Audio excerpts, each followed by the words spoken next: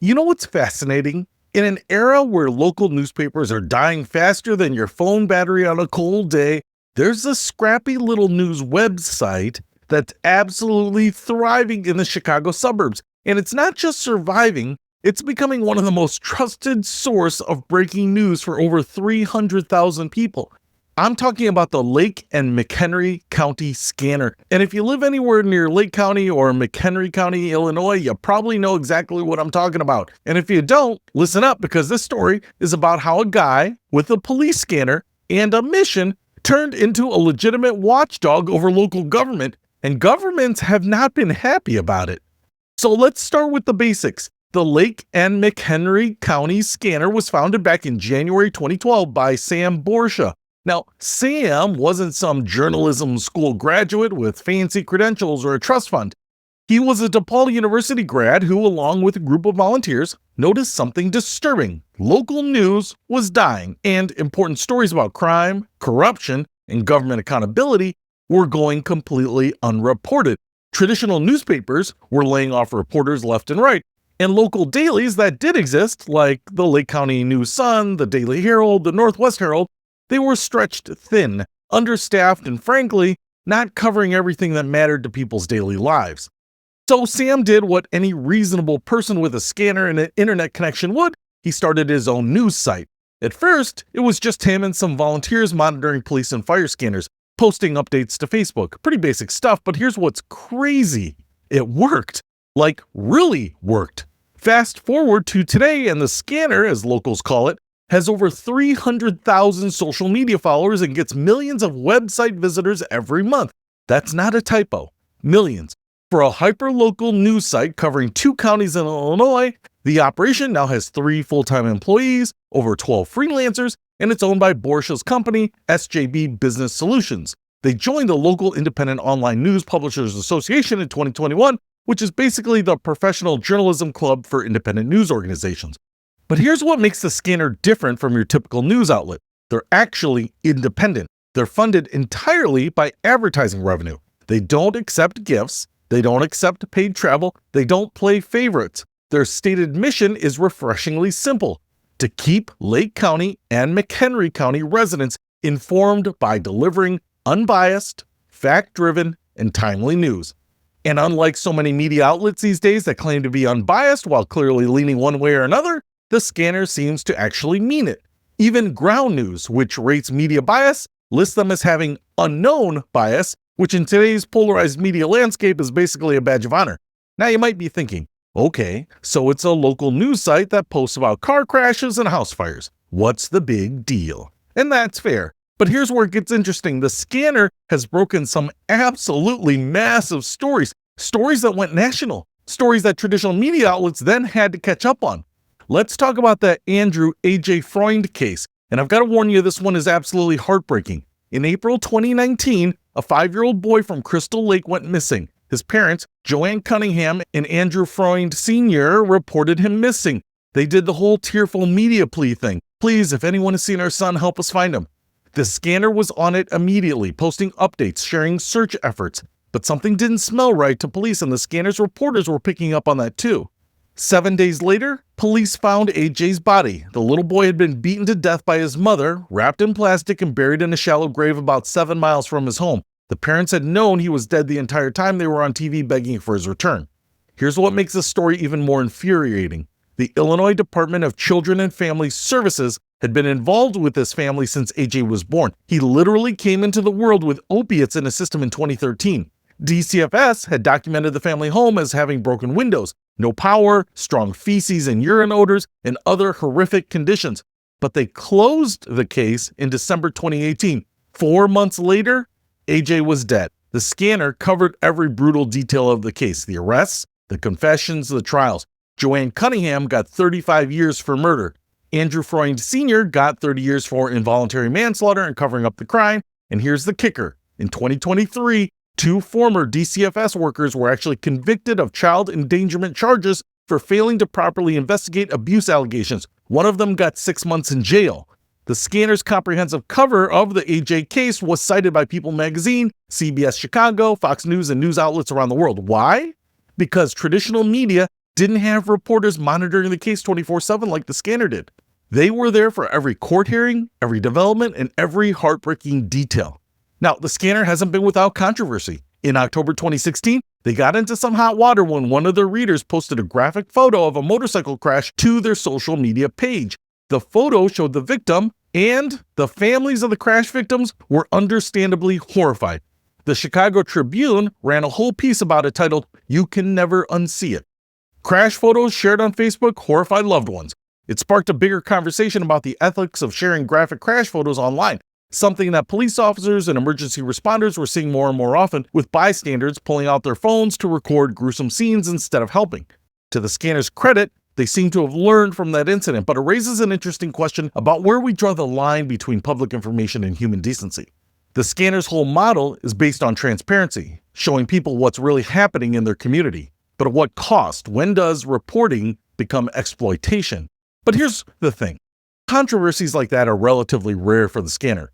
What's much more common is them doing exactly what local journalism is supposed to do, holding power accountable. And that's where governments start to get uncomfortable. You see, the scanner doesn't just cover crime and crashes. They cover local government. They cover court cases. They cover when a county board member does something questionable. They file Freedom of Information Act requests. They show up to government meetings that most residents don't even know are happening. And they report on things that local officials would probably prefer stayed quiet. Just recently, the scanner reported on the Lake County Board passing an ordinance banning federal agents from using county-owned property for certain immigration enforcement operations. The board called it a stand against times of fascism. Whether you agree with that characterization or not, the scanner reported it. They also reported when Lake County Sheriff's Office had to dispute inaccurate information on social media claiming they'd signed an agreement with ICE. The scanner gave the Sheriff's Office a platform to set the record straight. They reported when a North Chicago man was employed as a gun violence prevention peacemaker by the county while simultaneously selling nearly 2,000 deadly fentanyl pills.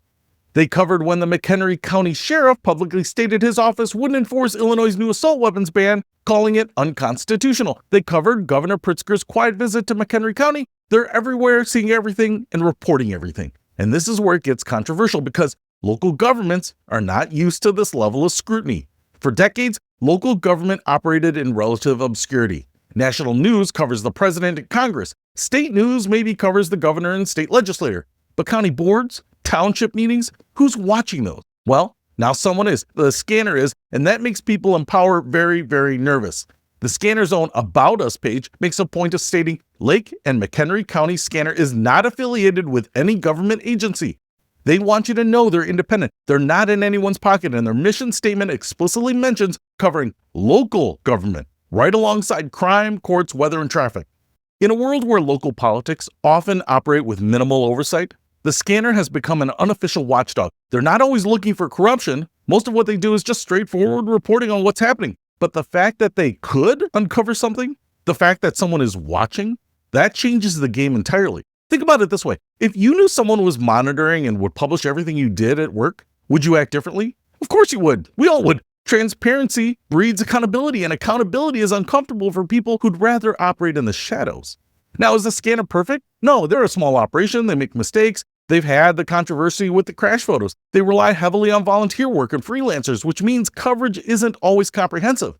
And they're limited by resources. They can't be everywhere at once. They can't investigate every lead. They can't afford the kind of investigative journalism that major newspapers used to do. But you know what? They're filling a gap that nobody else is filling. Traditional newspapers are dead or dying.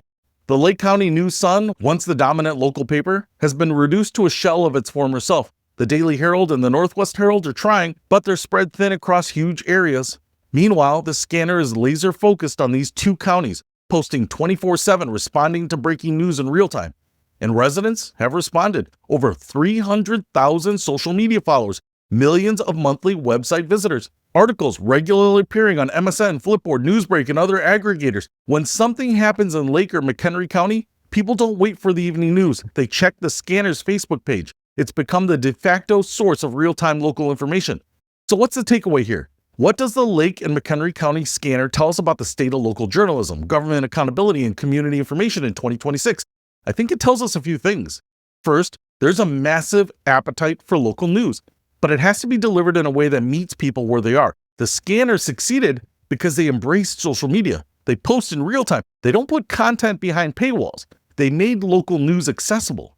Second, independent journalism still matters, maybe more now than ever. When major media corporations consolidated and gutted local newsrooms, people like Sam Borsha stepped up. They're not getting rich doing this. The staff started as volunteers, and even now it's a lean operation, but they're providing an essential service to the community. Third, accountability matters. Local governments operate with far less scrutiny than state or federal governments, but the decisions made at the local level often impact our daily lives more directly. Who's filling the potholes? How are the schools being run? How are the police being held accountable? Who's spending the money and where? The scanner might not be doing deep investigative journalism on every story, but just by showing up, just by reporting what happens, they're creating a record. They're making it harder for bad actors to operate unnoticed. And finally, this is a model that can work elsewhere. The scanner isn't unique. It's part of a wave of independent local news sites that emerged in the 2010s as traditional newspapers collapsed. But it's one of the most successful examples. Other communities could learn from this.